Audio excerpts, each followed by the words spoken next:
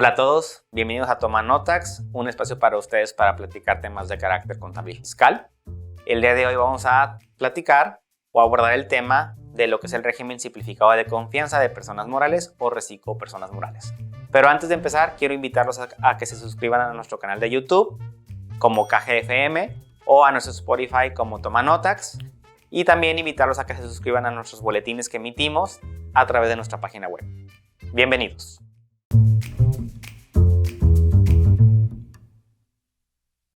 Comencemos con lo que es el tema del régimen simplificado de confianza de personas morales, que aquí un preámbulo de todo esto es que es un régimen nuevo, empieza a partir del año 2022 y por lo tanto pues entra una serie de dudas que pudieran surgir o de generalidades que nos gustaría profundizar en este espacio. Primero que nada, ¿quiénes pueden ser personas morales que entran dentro de este régimen simplificado de confianza? Son aquellas personas morales que estén constituidas por personas físicas. Número uno, no puede haber socios personas morales en este caso. Y que esas personas físicas no sean socios o accionistas de otras personas morales o que se consideren partes relacionadas de esta persona moral que quisiera tributar como régimen simplificado de confianza. Entonces, primero que nada es saber que en pocas palabras soy una persona moral constituida con socios personas físicas, primerizos por ponerlo así, o porque no somos socios o los socios de esa persona moral no son socios de otras personas morales. Entonces simplemente es el primer accionista o los socios por primera vez que crean una empresa son los que en este caso la ley permite que se incorporen a este régimen. Número dos sería que los ingresos que yo estimo tener durante el año 2022 si soy una empresa de nueva creación o si ya soy una empresa constituida previamente, que mis ingresos del año inmediato anterior no sean superiores a 35 millones de pesos. Con estos dos requisitos generales en cuanto a los socios y en cuanto a los ingresos, pues yo puedo ser parte de si los cumplo, soy parte del régimen simplificado de confianza de personas morales. Claro está que también este régimen no es para todo tipo de personas morales que reúnan estos dos requisitos que ya vimos. Puede haber excepciones y dentro de las excepciones generales están las instituciones de crédito, están aquellas personas morales que se dedican a las actividades de ganadería, silvicultura, pesca o que conocemos como agapes, a los que estén en un régimen de coordinados, etc. Por lo cual vale la pena repasar ese famoso artículo 206 de la Ley del Impuesto sobre la Renta, en donde se estipulan estas reglas de quiénes pueden ser parte del reciclo personas morales y cuáles serían sus excepciones.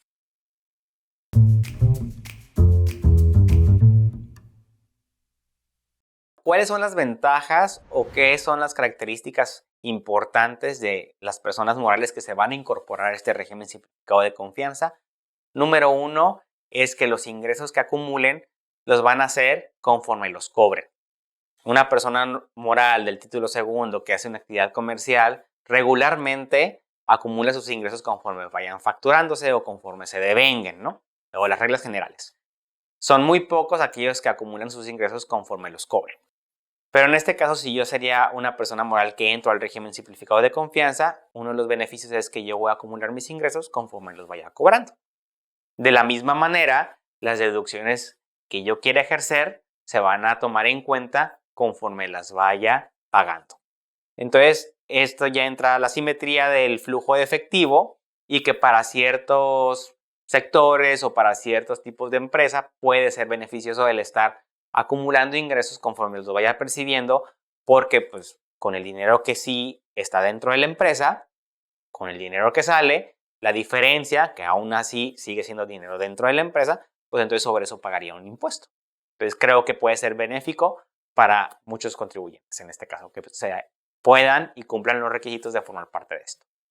Aparte de todo esto, también se están entregando ciertos beneficios cuando inviertes en activos fijos, en donde ciertas tasas de depreciación pueden ser superiores a las que regularmente conocemos actual en el título segundo, que es donde se regulan a las personas morales. Entonces, ¿me conviene este famoso régimen simplificado de confianza? Pues puede ser, o para evaluarlo, ¿qué tengo que considerar? Que voy a acumular ingresos conforme cobre, voy a deducir conforme pague, y si voy a invertir en activos fijos, posiblemente pueda gozar de porcentajes mayores de deducción. Entonces, vámonos por el primer punto. En el tema de ingresos. Para ingresos, como bien lo comento, voy a acumularlos conforme los cobre. Puede haber ciertas excepciones también. En el caso de exportaciones, por ejemplo, si yo llegara a vender y exportar, cuando cobre es cuando voy a acumular el ingreso. Sin embargo, hay una regla particular en donde me dice que si después de haber exportado o vender esa mercancía que se exportó, yo no cobro en 12 meses, entonces en el mes 12 se va a activar el supuesto y tendré que acumular ese ingreso. ¿Es una excepción general? Sí, pero pues yo creo que pueden ser muy pocos los casos que a lo mejor tenga algún cliente que exceda de ese plazo para pagarme. Obviamente sí puede existir, pero pues sería la única condición, que si pasaron de 12 meses, entonces yo tendría que acumularlo a partir de que se cumplieron esos 12 meses, independientemente de que lo haya cobrado o no. Y para efectos de determinar qué se considera cobrado, pues nos vamos a la ley fiscal, a sus definiciones, y pues entiende que es cuando nos los paguen, ya sea en cheque, con transferencia, si nos pagaron con tarjeta de crédito, al momento de hacer aceptar el pago con la tarjeta, etcétera. Y puede haber otros supuestos en temas de condonaciones, en temas de permutas, etcétera, que prácticamente es cuando se extingue la obligación entre las partes, es cuando se considera efectivamente cobrado. Que ya mucho lo conocemos por lo que vemos en la ley del IVA y en los tratamientos fiscales de la ley del IVA, porque ahí se paga el IVA con base al flujo de efectivo o conforme se extingan las obligaciones fiscales. Entonces es algo muy similar aquí.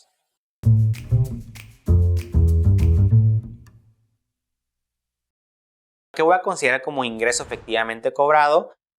Pues lo simple es lo que entra en flujo de efectivo a la empresa, ya sea mediante efectivo, cheque o transferencia, pero también entran las particularidades de si cobro con tarjeta de crédito o de débito, pues al momento de tomar en cuenta ese pago con tarjeta, en ese momento se considera que está efectivamente cobrado y habrá otros supuestos en condonaciones, en permutas, en que cuando se extinga la obligación entre las partes, en pocas palabras, se considera efectivamente cobrado. Si queremos ver más detalle de esto, pues podemos revisar las regulaciones fiscales, las mismas del apartado del régimen simplificado de confianza, o también la ley del IVA, que es una ley que estamos más acostumbrados a estar revisando constantemente a aquellos que se dedican a la parte contable y fiscal. Pues vemos que el IVA se paga conforme lo vayamos cobrando o pagando los gastos, o el IVA que se paga en las erogaciones. Y entonces ahí se estipulan ciertas definiciones de cuándo se considera efectivamente cobrado. Entonces estas serían las reglas fiscales a las que tendríamos que acudir para saber cuándo se considera una contraprestación efectivamente cobrada, en este caso para el régimen simplificado de confianza, y acumular el ingreso para impuestos sobre la renta.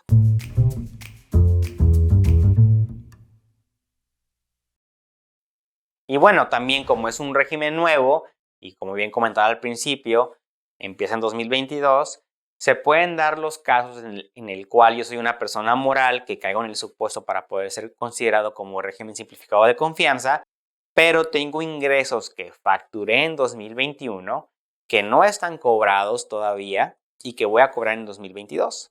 Entonces, para esos casos particulares sí existe un artículo transitorio de la ley en el cual me dice, bueno, aquellos ingresos que ya fueron previamente acumulados en tu régimen previo, no es necesario que los acumules en 2022 cuando los cobres, porque ya se pagó un impuesto por esos ingresos. Entonces, sí, la ley contempla esos efectos de transición para momentos de acumulación del ingreso.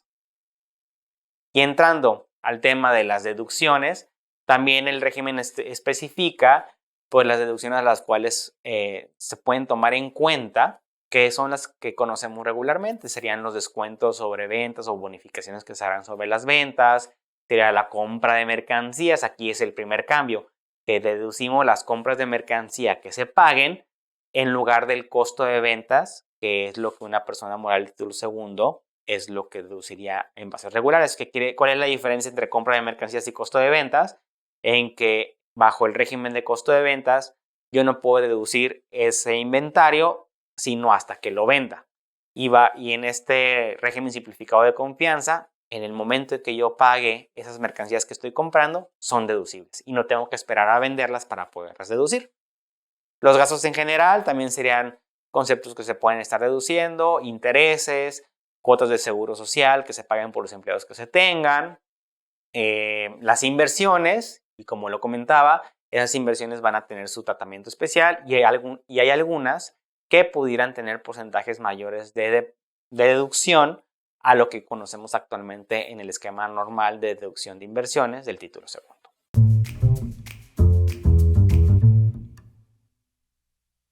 Y bueno, en ese tema de deducción de inversiones, si hay un artículo en donde me vienen enlistados todos los porcentajes de depreciación o de deducción de inversiones que voy a tomar en cuenta para ciertos activos fijos o intangibles, pero algunos que pudiera mencionar que puede ser más beneficioso al esquema normal del título segundo es que una computadora personal actualmente o bajo el régimen general se deduce al 30% anual y bajo este régimen simplificado de confianza tendría una tasa máxima de deducción del 50% anual.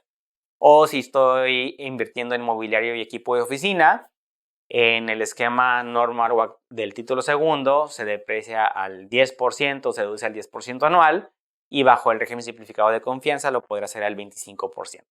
Y así existe algunas diferenciales en otros conceptos como son las construcciones en general o algún otro tipo de maquinaria y equipo. Pues pudiera ser bueno analizar qué tipo de inversiones hago constantemente y si este régimen también me va a beneficiar en el sentido de poder deducir porcentajes mayores a los que están en el título segundo. Y estos porcentajes de depreciación solamente aplica para inversiones en activos fijos que realice que no sean mayores a 3 millones de pesos. Pues no necesariamente son todos los activos fijos que yo compre. Si alguno de ellos excede esos 3 millones de pesos, tendré que aplicar los porcentajes de deducción que están en el título segundo, que son los que ya conocía antes de que entrara en vigor este régimen simplificado de confianza.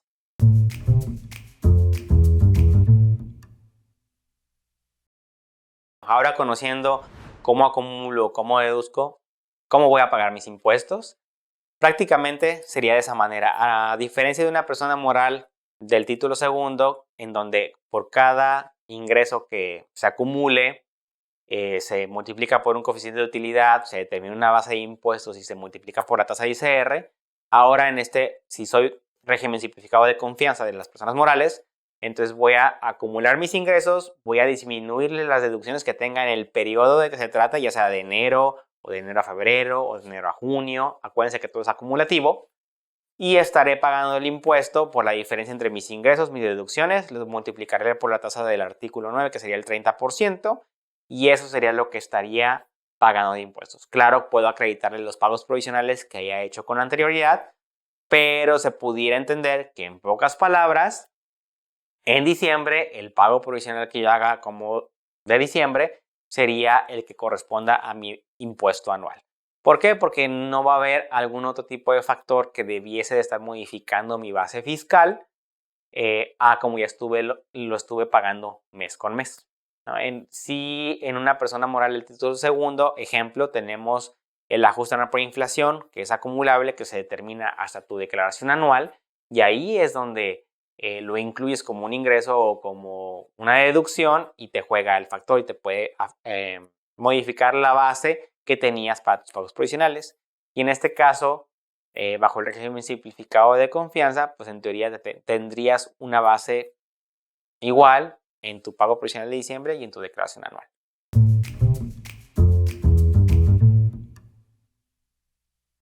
Para todo esto, dentro de la misma legislación y el estímulo, porque este régimen simplificado de confianza de personas morales se encuentra dentro del capítulo de estímulos fiscales para las personas morales o estímulos fiscales en general, pues vale la pena recalcar que sí, el SAT puede actualizar las obligaciones fiscales de las personas morales que se encuentran en este supuesto y que califican para ser régimen simplificado de confianza. Entonces les puede actualizar automáticamente la obligación y los pasa a este régimen. Esto ha generado cierto tipo de controversias o conflictos porque ya durante este mes de enero el SAT empezó a actualizar obligaciones fiscales de ciertas personas morales y las mandaba al régimen simplificado de confianza.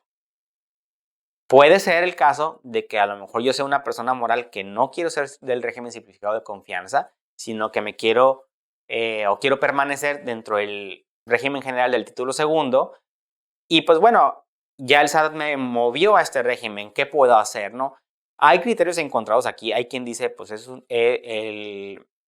la disposición fiscal dice que las personas morales que estén en los supuestos que ya platicamos deberán de tributar bajo este régimen, ¿no? Y pues entonces, si cumples con el requisito de los socios, si cumples con el requisito de los ingresos y todo lo demás, pues automáticamente ya eres de este régimen y no te queda de otra. Pero hay criterios que dicen, no, espérate. Para empezar, está en un capítulo de estímulos fiscales. ¿Qué quiere decir? Que son beneficios que se le van a otorgar a los contribuyentes. Por lo tanto, si va a haber un beneficio, es opción del contribuyente tomarlo, ¿no? Entonces, si tú quieres permanecer en el título segundo o en el régimen general de las personas morales y no ser reciclo persona moral, entonces podrías no hacerlo. Entonces tú tendrías que mandar una notificación al SAT, un aviso diciendo que tú quieres regresar al título segundo. Pero aparentemente la autoridad fiscal pues te dice, es por automático y te llevo para allá, ¿no?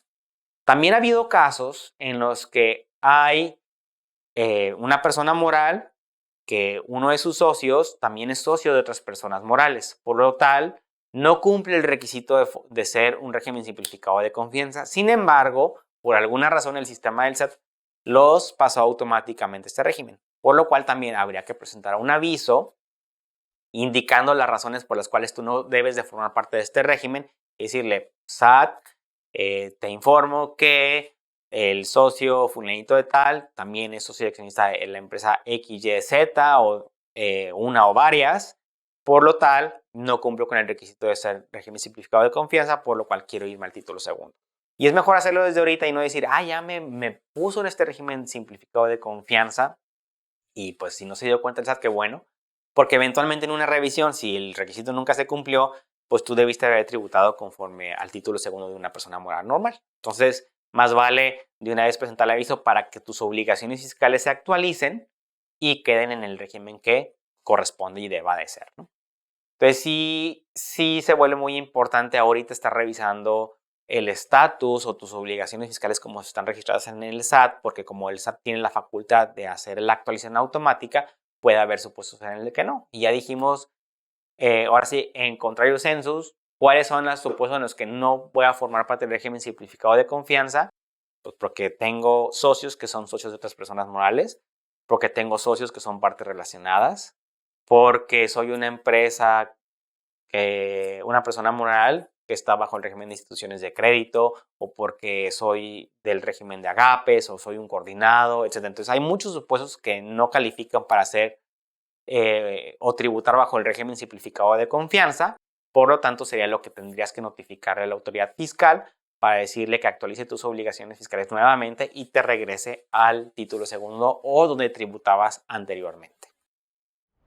¿Qué va a pasar en los casos en el que el SAT no haya actualizado mis obligaciones fiscales y que yo sí cumplo con todos los requisitos para hacer régimen simplificado de confianza, pero no me cambió por automático el SAT? Entonces, yo voy a presentar mi aviso de actualización de obligaciones fiscales y voy a ponerme en el régimen simplificado de confianza de las personas morales para que ya se actualicen esas obligaciones y ya esté tributando bajo este régimen.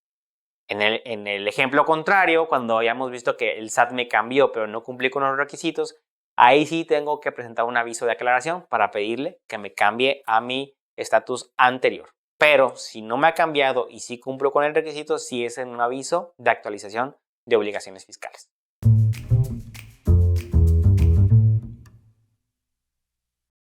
Dentro de estos mismos cambios que está haciendo la autoridad por automático, está también el supuesto de las sociedades civiles que prestan servicios profesionales y que por ser sociedades civiles y su régimen fiscal específico, ellos pueden deducir lo que son los anticipos o rendimientos a sus socios o lo que conocemos coloquialmente como anticipos de remanentes. En el título segundo, todas esas distribuciones o anticipos a los socios se deducen y tienen el tratamiento de un asimilado salario, por lo cual hay que retener a los socios por el pago que se les está haciendo y se entrega la retención correspondiente.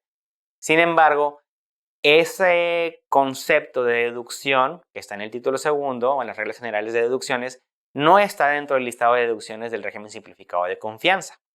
Entonces, una sociedad civil que tenía socios nada más en esa persona moral, y que sus ingresos del año inmediato anterior no superaron los 35 millones de pesos, el SAT los actualizó y los mandó al régimen simplificado de confianza. Sin embargo, uno de los principales perjuicios que tienen es que entonces esos anticipos a remanentes no los pueden deducir mes con mes, por lo cual la tasa del impuesto se estaría elevando.